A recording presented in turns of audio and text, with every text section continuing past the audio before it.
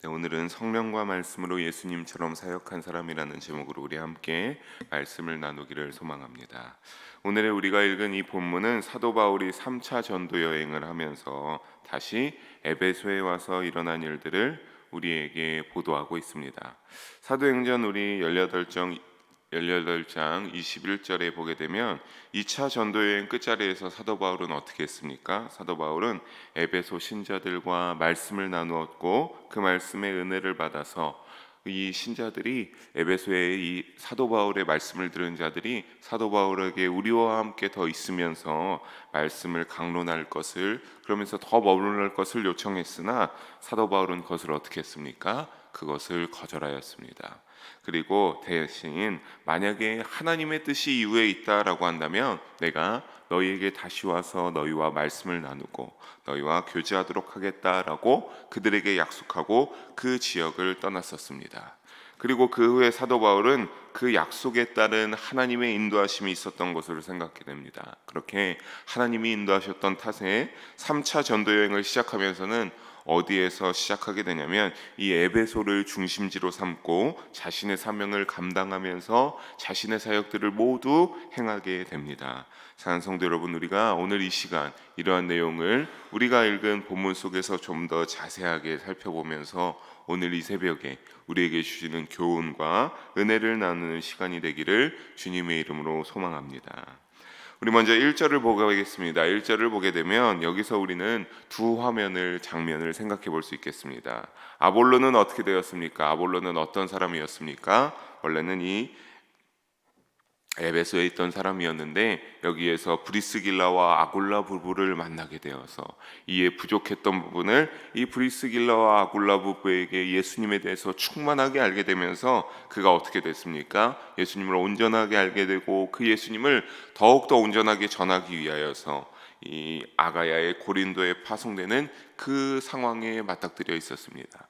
그러니까 이 아볼로의 그런 시점에서 어떻게 된 겁니까? 아볼로가 이제 고린도를 향하여 가는 그때에 사도 바울은 이제 에베소로 떠나오는 그렇게 어떤 교체되는 시점에 아볼로는 그 고린도 교회에 가게 되고 아가야의 고린도 교회에 가게 되고 사도 바울은 이 에베소에 오게 되는, 그래서 서로 거기에서 사역을 시작하게 된 것입니다. 이 에베소가 바로 그래서 사도 바울이 여기에 시작하는 사도 바울의 3차 전도 여행의 중요한 거점이 되었습니다. 에베소는 항구 도시로서 교통과 상업의 중심지인과 동시에 어떠한 지역이었냐면 아데미 신전이 있는 이교 문화의 중심지였습니다. 그런데 우리가 1절 후반절에 보면 여기에 바로 누가 있었음을 알 수 있었습니까? 이미 예수님을 알고 있는, 그리고 예수님의 제자라고 불리고 있는 그러한 사람들이 사도 바울을 만나게 됩니다.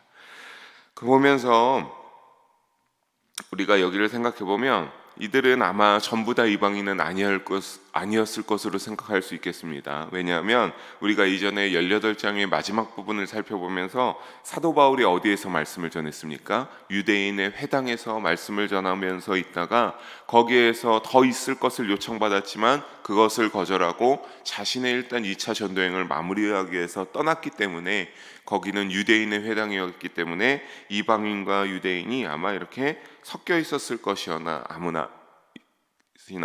아무래도 유대인의 회당이니까 유대인들이 더 비율이 많았을 것으로 생각해 볼 수 있겠습니다. 그런데 우리가 이들이 예수님의 제자다, 예수님을 알고 예수님의 뜻대로 살아가는 자들이었다라고는 하는데 이들의 상태가 어떠합니까? 우리 2절과 3절을 함께 한 목소리로 읽어보도록 하겠습니다. 이르되 너희가 믿을 때 성령을 받았느냐? 이르되 아니라 우리는 성령이 계심도 듣지 못하였느라. 바울이 이르되 그러면 너희가 무슨 세례를 받았느냐? 대답하되 요한의 세례니라. 아멘. 그러니까 이들이 예수님을 알고 믿고 따르는 어떠한 제자의 삶을 살아가는 자들이었으나 2절 후반부에 보는 것처럼 어떤 겁니까? 성령의 존재함을 모르는 자들이었다는 그들의 영적 상태를 헤아려 볼 수 있습니다. 그래서 사도 바울이 이들이 성령을 아느냐 했을 때 모른다고 하니까 사도 바울이 이어서 질문을 던집니다. 3절에 너희가 그렇다면 세례를 받았는데 어떠한 세례를 받았느냐라고 할 때에 그렇게 물었더니 요한의 세례를 받았다고 합니다. 그러니까 이들은 어떠한 자들입니까? 세례 요한을 통해 세례를 받고 그 세례 요한이나 세례 요한의 제자들에게 가르침을 받아서 믿음이 생긴 자들임을 우리는 알 수가 있겠습니다. 제자라고 불리던 자들이었으니 이들 나름대로 어떻게 했습니까? 열심히 하나님의 말씀도 읽고 하나님의 말씀대로 살아가고자 하는 자들이었습니다.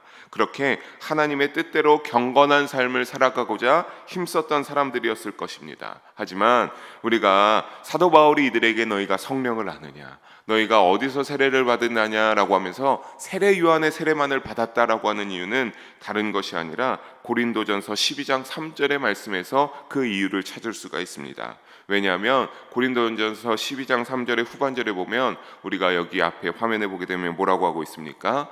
성령으로 아니하고는 누구든지 예수를 주시라 할 수 없느니라 라고 우리에게 알려주고 있습니다. 그러니까 보혜사 성령이 아니하고서는 어떻단 사실입니까? 예수님을 알지만 예수님을 더 온전히 알 수 없게 되고 예수님을 주님이라 부를 수가 없다라고 하는 사실입니다. 우리는 그렇다면 왜 이렇게 성령이 우리의 믿음 생활에 있어서 또 이곳에서 사도 바울이 이들에게 성령을 아느냐, 성령을 받았느냐 모르느냐라고 그렇게 중요하게 말씀하는 겁니까? 바로 보혜사 성령은 예수님께서 승천하시기 전에 남아있는 제자들과 이후에 오늘같이 믿음이 있는 자들의 그 연약함과 부족함을 아시고 친히 하나님께 직접 부탁하여 이 땅 가운데 보혜사 성령을 내려주신 분이기 때문입니다. 그래서 그 보혜사 성령께서는 어떻게 할 것을 약속해 주셨습니까? 다 일일이 기억하지 못하고 주님의 가르침을 모를지라도 그 보혜사 성령이 충만하게 임하게 되면 어떻게 된다? 예수님의 가르침이 생각나고 예수님이 어떠한 분인지 진정으로 깨달아 우리가 이 땅 가운데 그 보혜사 성령의 충만함으로 인하여서 우리가 주님 기뻐하실 온전한 믿음으로 살아갈 수 있기를 믿으시기 바랍니다. 그래서 사도 바울은 반드시 이들에게 성령이 필요한 게 이들이 성령이 아는 자인가 모르는 자인가 물어봤던 것입니다. 사랑하는 성도 여러분, 이처럼 성령은 반드시 필요한 줄로 믿으시기를 바랍니다. 신앙생활에 열심히여도 성령이 함께 하시지 않으면 그렇다면 어떤 겁니까? 고린도전서 10장 3절의 말씀처럼 우리가 성령을 충만하게 받지 아니하고 우리가 성령과 함께 동행하지 않으면 우리가 온전한 신앙과 믿음을 가지기 힘들기 때문입니다. 그러니 사랑하는 성도 여러분, 늘 성령 충만을 사모하시는 그러한 믿음의 여정이 믿음의 삶이 되시기를 주님의 이름으로 축복합니다.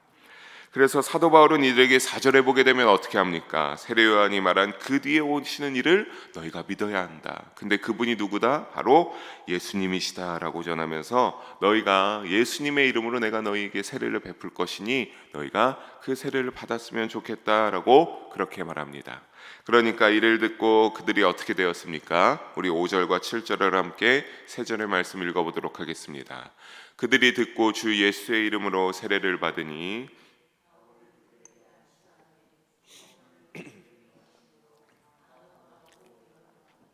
모두 12사람쯤 되니라. 아멘.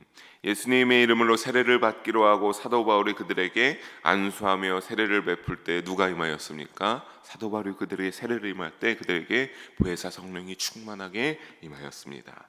그래서 보혜사 성령이 역사하기 시작하니 그들에게 어떠한 증상들이 나타나게 했습니까? 그들이 성령이 충만히 임하자 방언으로 기도하는 은사가 나타나기 시작하고 그 방언의 은사 가운데 그들이 예언의 은사도 할 수 있는 그런 놀라운 성령 충만한 모습들이 그들에게 나타났습니다. 또한 그들이 총 몇 명이었습니까? 그들이 총 12명 정도가 되었다라고 하는데 우리는 이 대목에서 누구를 생각하지 아니할 수 없습니까? 바로 예수님의 제자들이 12명이었음을 떠올리지 아니할 수 없습니다. 사랑하는 성도 여러분, 사도 바울의 이와 같은 사역의 모습 속에서 우리는 철저하게 첫째로 성령의 충만함을 유지하면서 예수님의 행적을 그대로 따라 살아갈 수 있는 우리의 믿음의 삶이 역시 되기를 주님의 이름으로 축복합니다. 그리고 둘째로 무엇입니까? 사도 바울이 그렇게 예수님의 모습을 그대로 닮아 둘째로 그가 예수님과 똑같이 행하는 모습을 살기 위해 노력했다라고 하는 사실입니다. 그래서 오늘의 본문 속에서도 이 상황 속에서 세례를 받은 이들이 몇 명이다? 12명이다 라고 이 사도행전의 저자 누가는 그렇게 기록하고 있습니다. 사랑하는 성도 여러분, 예수님이 행하셨던 모습을 그대로 충만하게 빠짐없이 살아가고자 사도 바울은 행하면서 살아가고 있는 것입니다. 우리도 이를 본받기를 바랍니다. 그래서 선한 영향력으로 기회가 있을 때 주님께로 돌아오게 하는 그러한 기회가 우리에게도 분명히 삶을 살아가면서 믿음을 가지고 살아가다 보면 찾아오게 됩니다.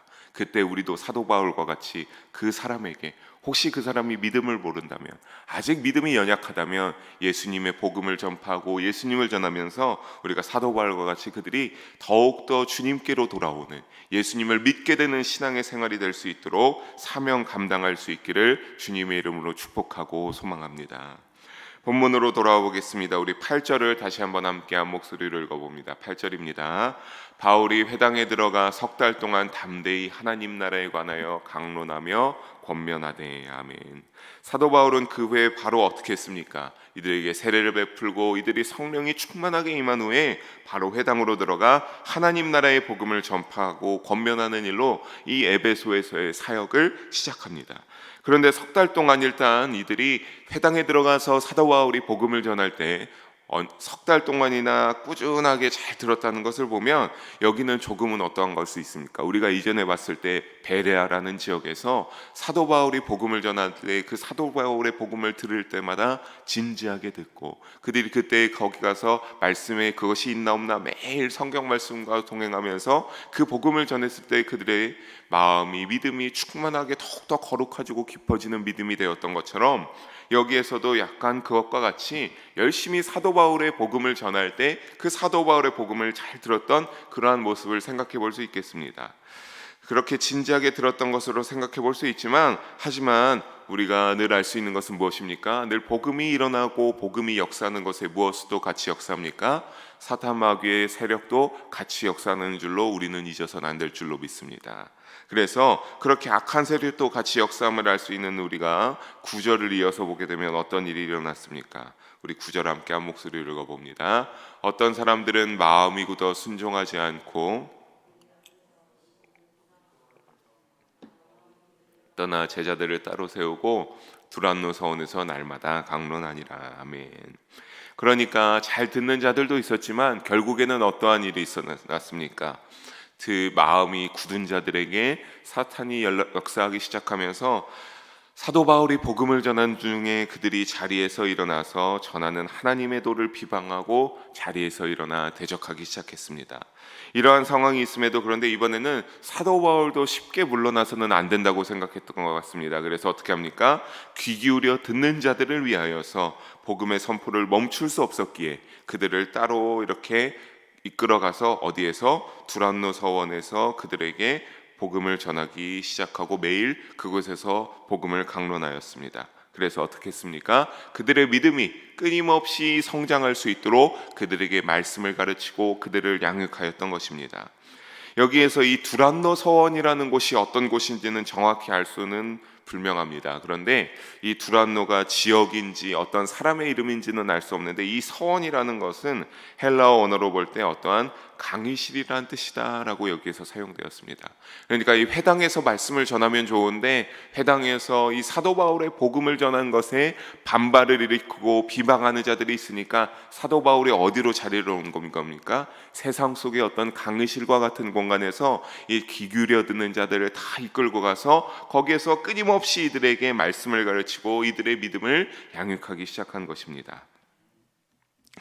얼마나 가르쳤습니까? 마지막 10절에 보게 되면 두 해, 그러니까 즉 2년 동안 이들을 두란노 서원에서 매일같이 꾸준하게 날마다 이들을 향하여서 복음을 선포하고 강론하며 이들에게 가르쳤습니다. 그랬더니 놀랍도록 무서운 속도로 복음이 퍼져나가는 것을 10절에서는 보도하고 있습니다.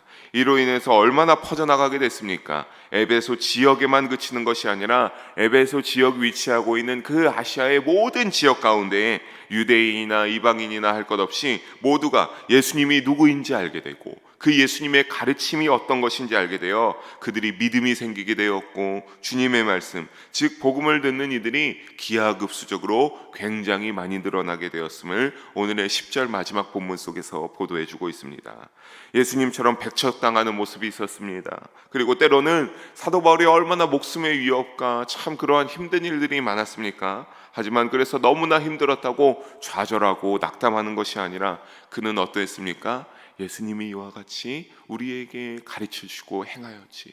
우리가 그렇게 예수님과 함께 다니면서 예수님이 그 속에서도 굴하지 않고 끊임없이 또 이동하고 복음을 전하고 다른 아직 모르는 사람들에게 하는 그 모습들을 보면서 그 스승이신 예수님처럼 최선을 다하여서 복음을 전하자 놀라운 큰 변화가 일어났던 걸로 믿으시는 우리가 되기를 주님의 이름으로 소망합니다.